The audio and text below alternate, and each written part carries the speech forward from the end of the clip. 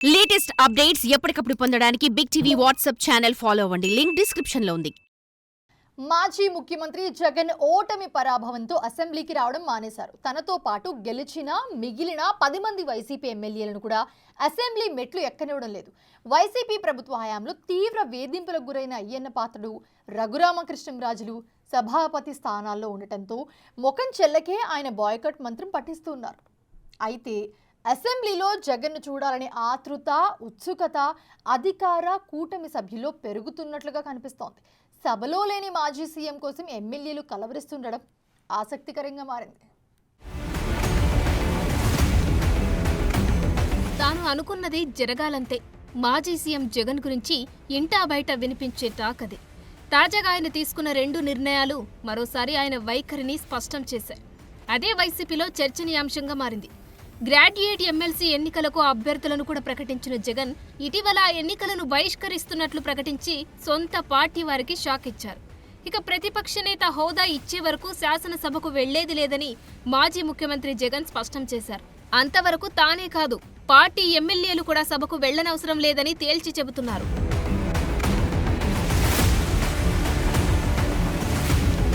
ఎమ్మెల్యేలుగా మనం సభకు వెళ్లకపోవడాన్ని ప్రజలు తప్పుపడుతున్నారని ఒకరిద్దరు ఎమ్మెల్యేలు ప్రస్తావించగా జగన్ వారికి పెద్ద క్లాస్ తీసుకున్నారట. మనమేమీ సభకు శాశ్వతంగా వెళ్లము అని అనడం లేదు, ప్రతిపక్ష హోదా ఇస్తామంటే వెళతాం.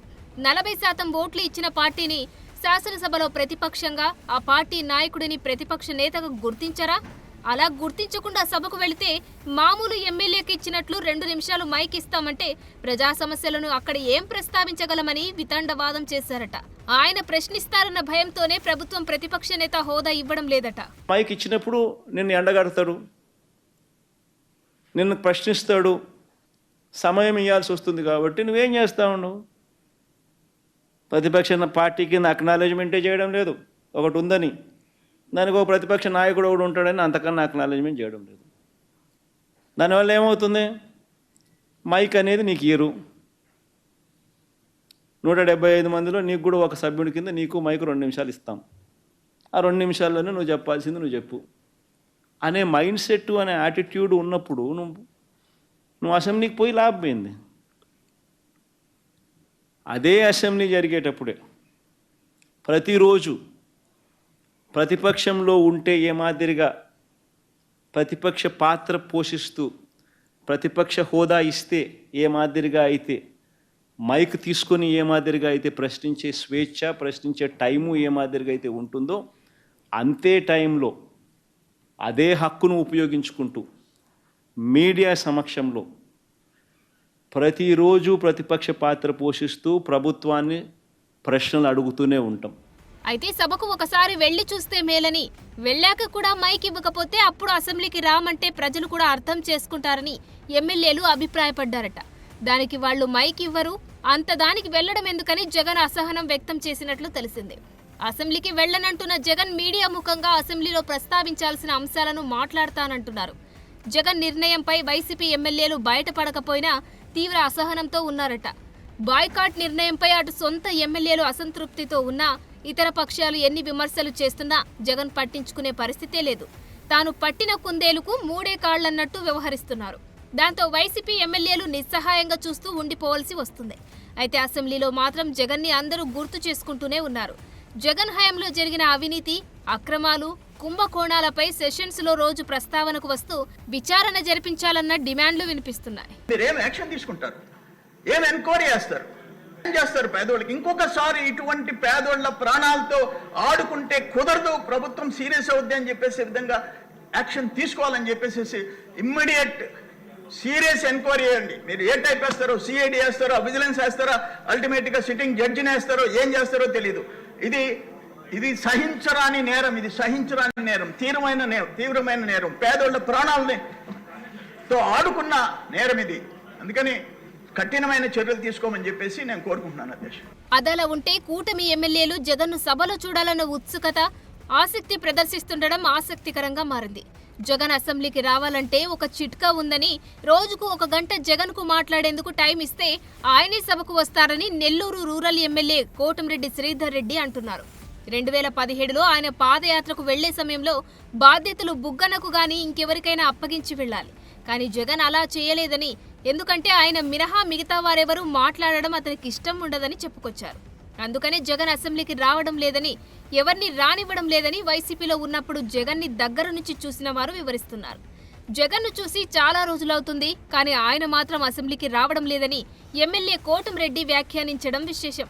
దానికి పరిష్కారం జగన్కు స్పీకర్ గంట సమయం మాట్లాడడానికి ఇస్తానంటే రేపే అసెంబ్లీకి వస్తారని అంటున్నారు. దానికి ఒక కండిషన్ కూడా ఉందట. జగన్ సభకు వచ్చి ఏం మాట్లాడినా ఎవరూ అడ్డుపడకూడదట. అదే జగన్ ఫిలాసఫీ అట. గతంలో వైసీపీ ప్రతిపక్షంలో ఉన్న సమయంలో జగన్ ఎప్పుడూ సమస్యల కోసం పోరాడలేదని, తనకు మైక్ కోసమే పోరాడమని చెప్పేవారని ఎమ్మెల్యే కోటంరెడ్డి జగన్ గుట్టు బయటపెట్టారు. ఇక బీజేపీ ఎమ్మెల్యే విష్ణుకుమార్ రాజు అయితే అసెంబ్లీకి జగన్ రాక కోసం వెయిట్ చేస్తున్నారట. అసెంబ్లీలో టిడ్కో ఇళ్లపై చర్చలో మాట్లాడిన విష్ణుకుమార్ రాజు గత ప్రభుత్వ వైఖరిపై తీవ్ర స్థాయిలో విరుచుకుపడ్డారు. అప్పుడు అవలంబించిన నిరంకుశ విధానాలపై సమాధానం చెప్పడానికి జగన్ అసెంబ్లీకి ఎప్పుడు వస్తారా అని వెయిట్ చేస్తున్నట్టు రాజు చెప్పుకొచ్చారు. ఆయనైతే జగన్ను రప్పించే బాధ్యతను ఏకంగా రఘురామకృష్ణంరాజుకు అప్పచెప్పడం విశేషం. పొలిటికల్ వ్యవహారం కూడా తెలియకుండా ఏమీ అనుభవ శూన్యుడైన మనిషి ఈ జగన్మోహన్ రెడ్డి వచ్చిన మలానా సర్వనాశనం అయిపోయారు అధ్యక్ష. కాంట్రాక్టర్సే కాదు, బెనిఫిషరీస్ మొత్తం ఆంధ్ర రాష్ట్రంలో ఇల్లు కావాలి, ఎప్పుడు వస్తుందా ఇల్లు అనుకున్న వాళ్ళకి కూడా ఇల్లు లేనటువంటి పరిస్థితి అధ్యక్ష. జగన్మోహన్ రెడ్డి పెట్టిన బాధలతో అయితే 10 సార్లు సూసైడ్ చేసుకోవాలి, 10 సార్లు సూసైడ్ చేసుకోవాలి అధ్యక్ష నాలాంటి వ్యక్తి. కానీ నాకు 5 సంవత్సరాలు 5 సార్లు హార్ట్ అటాక్ వచ్చిన బతికిన వ్యక్తిని నేను. నాకు గుండె ధైర్యం ఎక్కువ.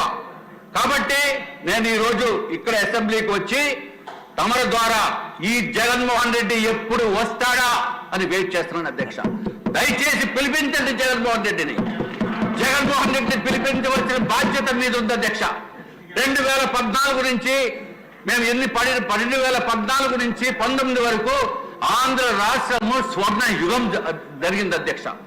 14 నుంచి 2014 నుంచి 19 వరకు స్వర్ణ యుగం అయితే 19 నుంచి 24 వరకు రాక్షస పరిపాలన జరిగింది అధ్యక్ష.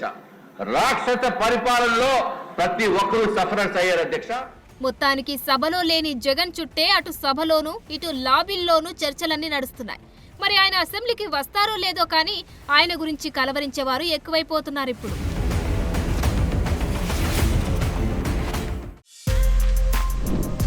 For more videos like this, subscribe Big TV channel.